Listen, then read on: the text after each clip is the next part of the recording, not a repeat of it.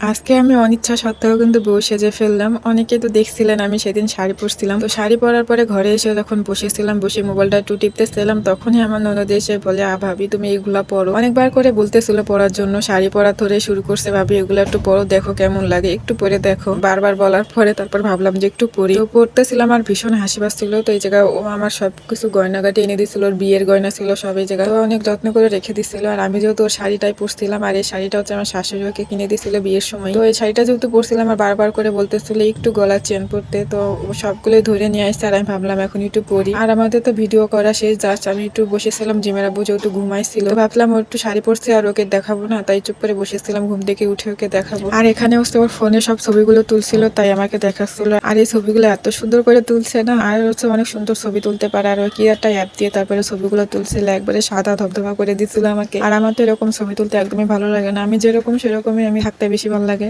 তো যাই হোক, আমি এই জায়গা পড়া শুরু করে দিছি আর ও হচ্ছে সবকিছু আমাকে পড়াই দিছিল। আর আমি ছাদে যখন গেছিলাম তখন এই গলা চেনটা পরার জন্য বারবার বলতেছিল, ভাবি তুমি চোকারটা পরো, অনেক বেশি ভালো লাগবে। তার আমি তো এটা চিনি না, কি একটা নাম ধরে রাখে, কখনোই পরিনি। তো ফার্স্ট টাইম পড়তেছি। আর আমার বিয়ের সময় কিন্তু এত গয়না দিয়ে আমাকে সাজানো হয়নি, ওরা যা সিম্পল ভাবে করছিল। গায়ে হলুদের সময় একটু সাজাইছিল পার্লার থেকে, আর বিয়ের দিন তেমন একটা সাজানো হয়নি। তো যাই হোক, আমি এই জায়গায় পড়তেছিলাম, নিজেকে মানে বিয়ে বিয়ে ভাব মনে হচ্ছিল আমার। তো সবগুলোই পড়তেছিলাম। আর আমি বললাম যদি পড়তেছি তাই সবগুলোই পরি, দেখি কেমন লাগে। কখনো তো এভাবে করে বউ সাজা হয়নি আমার। আর আমার তো এখন থেকে ভীষণ হাসি পাচ্ছিল, জানি না সবগুলো পরার পরে কেমন লাগবে। যেগুলো ছিল আন্টি, টিকলি, চুড়ি, তারপরে কানের দুল, গলা চেন, যেগুলাই ছিল ওর সবগুলোই পরতেছিলাম। আর এই নাকের এই ফুলটা দিয়ে ইদানিং ভীষণ হাসি পাচ্ছিলাম, কারণ এটা দেখলে আমার অনেক বেশি হাসি লাগে। আমি আগে এটা বলতাম, ওই যে গরুর মুখে যেগুলো দেয় না খাওয়ান আটকানোর জন্য, ওরকম একটা মনে হতো, মুখটাই কেমন আটকে থাকতো এটা দিয়ে। তো ওটা দেখতেছিলাম আর ভীষণ হাসি পাচ্ছিল এটা পড়তে। আমি বলছিলাম এটা পরবো না, তারপরে ও আমাকে জোর করে পরাই দিছিল। আর যত কিছুই ছিল সবকিছুই পরে আজকে দেখাবো জিমের আব্বুকে। আর জিমের আব্বু কিন্তু এই সময় ঘুমাইছিল, আর জানি না ও দেখার পরে কি রিয়াকশন দিবে। তারপর আমি ওকে দেখাবো আজকে। আর আমার ননদ হচ্ছে সবকিছু ঠিক করে দিচ্ছিল, নাক ফুলটাও পরাই দিচ্ছিল ভালো করে।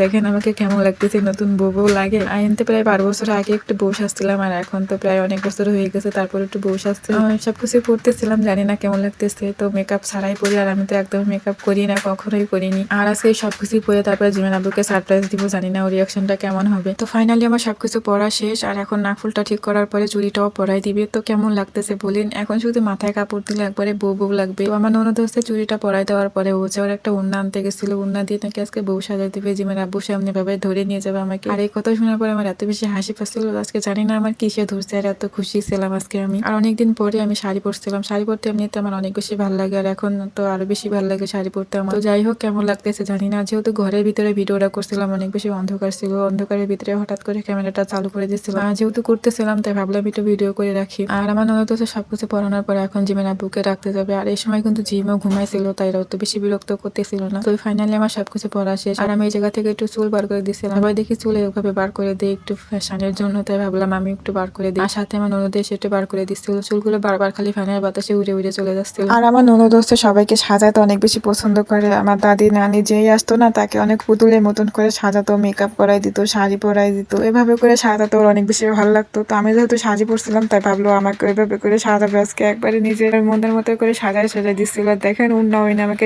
একবারে বউ বউ বানাই দিচ্ছে। আর ওর বিয়ের গয়নাটা সবগুলোই পরছিলাম আমি, দেখেন কেমন লাগতেছে আমাকে। তো যাই হোক, এই জায়গায় ওরটা উন্নাও এনে দিছে, উন্না দিয়ে ভাবে ঘুমটা দিয়ে রাখতে বলতেছিল। আমার তো এত বেশি লজ্জা লাগতেছিল এই সময়টায়, আর মনের ভিতরে খালি দুক দুক দুক দুক করতেছিল, জানি না জিমের আব্বু দেখি কি বলবে, কেমন যেন একটা লাগতেছিল আমাকে, নতুন নতুন বউ বউ একটা ফিল লাগতেছিল। তো যাই হোক, আমি জিমের আব্বুকে ও ডাকতে গেছে, তো ডাকে ও ঘুম থেকে উঠে বসে রয়েছে। তো ভাবলাম আমি যে একটু সারপ্রাইজ দিই। আর আমার শ্বশুর শাশুড়ি সবাই ঘরে ছিল, অনেক বেশি লজ্জা লাগতেছিল এই সময়টা আমার। আর দেখেন ওর রিয়াকশনটা কেমন ছিল, এত বেশি লজ্জা লাগতেছিল এই সময়।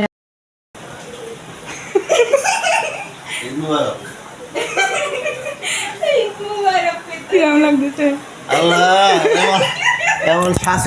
আর আমার এত বেশি লজ্জা লাগতেছিল, তো আমি যে আপার কোলের ভিতরে শুয়ে পড়ছিলাম, এত বেশি লজ্জা লাগতেছিল ও ঘুম থেকে উঠে এই অবস্থায় দেখে। আর আমার কাছে এভাবে সাজার থেকে এভাবে নর্মালি থাকতে অনেক বেশি ভালো লাগে, তাই আমি কখনো এভাবে সাজি না। আর আজকে আমার ননদের কথাই সাজছিলাম, জানি না কেমন লাগছে, আপনারা কিন্তু কমেন্ট করে জানাবেন কেমন লাগতেছিল আমাকে। তো যাই হোক, সবাই ভালো থাকবেন, সুস্থ থাকবেন, আল্লাহ হাফেজ।